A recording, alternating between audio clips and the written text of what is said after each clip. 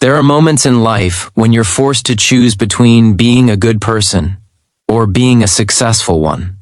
And sometimes it feels like choosing kindness means sacrificing your own dreams.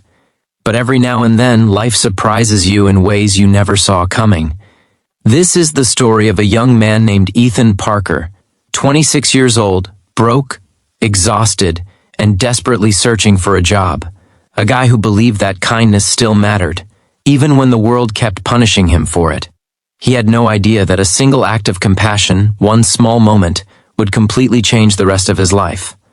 Before we begin, make sure you subscribe, like, and comment to support our channel, True Story Tales, where real emotional stories come to life.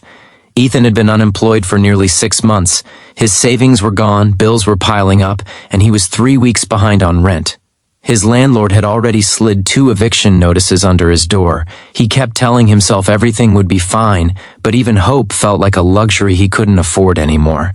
That morning, he stood in front of his bathroom mirror, adjusting the only good shirt he owned. He was preparing for an interview at Harrington Innovations, one of the biggest tech companies in the city. Getting a job there would change everything. Stability, income, a fresh start. He combed his hair, wiped the foggy mirror, and whispered to himself, "You can't mess this up, Ethan. Not today." He left his apartment early, determined to arrive at least 30 minutes before the interview. The sky was gray, the air cold, and the streets unusually crowded. As he walked the final 3 blocks toward the towering steel and glass building, he rehearsed his introduction again and again. "My name is Ethan Parker, and I—" Suddenly, he heard a soft cry from behind a parked car. "Hello? Is someone there?" he asked. The crying didn't stop. He hesitated. He didn't have time. He had an interview. He had to keep walking. But his conscience tugged hard. With a frustrated sigh, he stepped toward the sound. Behind the car sat a young woman on the sidewalk, maybe 23, hugging her ankle tightly. Her backpack lay open beside her, papers scattered everywhere, some blowing down the street. "Hey, are you okay?" Ethan asked. She sniffed, trying to hide her embarrassment. I twisted my ankle. I think it's sprained. And now my reports are everywhere. This is just great." Ethan glanced at his watch. He had 20 minutes until the interview. Helping her meant risking everything. But leaving her there? That wasn't him. "Don't worry," he said. "I've got you." He jogged down the street gathering papers, financial graphs, presentation slides, spreadsheets, careful not to let them blow away again. He placed the stack neatly into her backpack, zipped it shut, and walked back over. "Thank you," she whispered. "I'm late for a meeting already." "Can you stand?" he asked. She shook her head. "I can't put weight on it." Ethan looked back at the massive glass building he was aiming for. He looked at her again. He made his choice. "Okay," he said gently. "Come on." He helped her up, slipped her arm over his shoulder, and supported her weight. They walked slowly, painfully slowly, toward the financial district just a few blocks away. Every time she winced, Ethan adjusted his pace. The more time passed, the deeper the knot in his stomach grew. But he didn't show it. "What's your name?" she asked. "Ethan," he replied. "Thank you, Ethan. Seriously, I don't know what I would have done." When they reached the corporate tower where she worked, Ethan helped her into the marble floor lobby. A security guard rushed over with a wheelchair. "Miss Harrington, what happened?" Ethan froze. "Harrington?" She nodded. "I'm Ava. As in Ava Harrington, the daughter of William Harrington, CEO of Harrington Innovations, the same company Ethan was supposed to interview at, the same building he had walked away from to help her." He checked the time again. He was 35 minutes late. The interview was over. Ava looked up at him. "Ethan, do you work around here?" He swallowed hard. I actually had an interview today at Harrington Innovations, but I'm way too late now." Her face softened. "I'm so sorry, I didn't know." He forced a smile. "It's okay, really, just take care of yourself."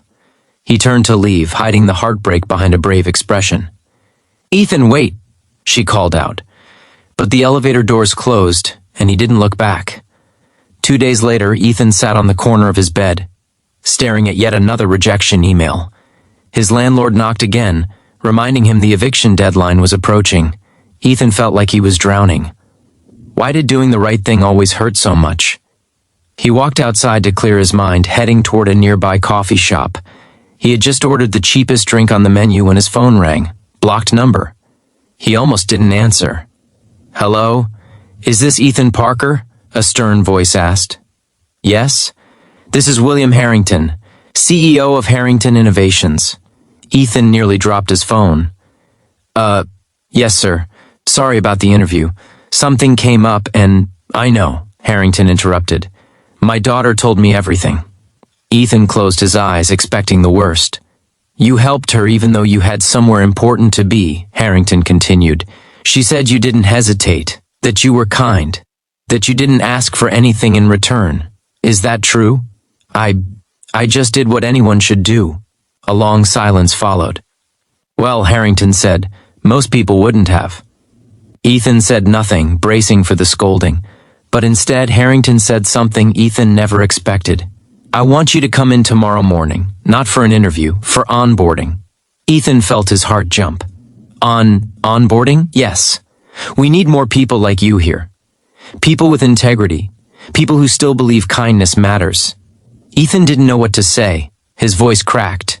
"Thank you, sir. Thank you so much." He hung up the phone and sank onto a bench outside the cafe.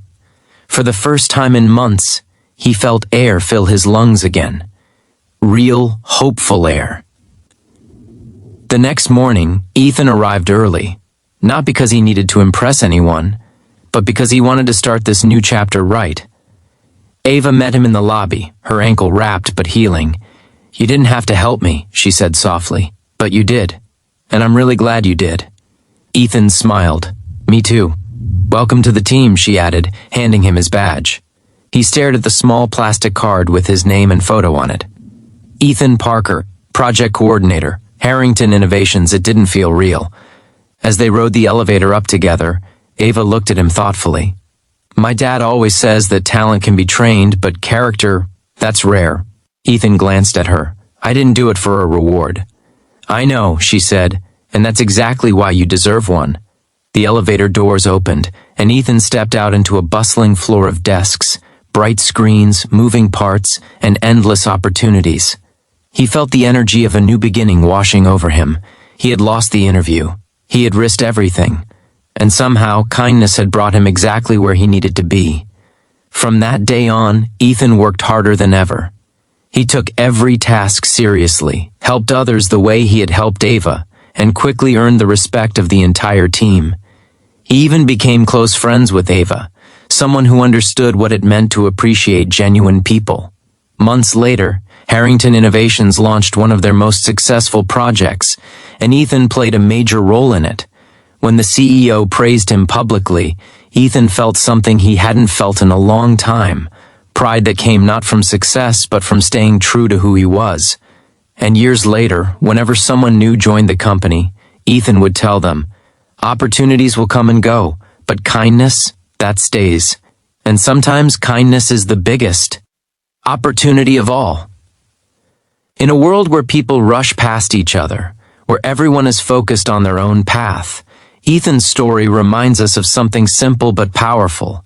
Kindness is never wasted. It always circles back, often in ways we don't expect. So today, choose compassion, choose empathy. Choose to pause for someone who needs you. Because you never know how one small act of kindness might change your life, or someone else's. If this story touched your heart, don't forget to like, comment, and subscribe to True Story Tales for more emotional and inspiring stories. Let's keep kindness alive, together.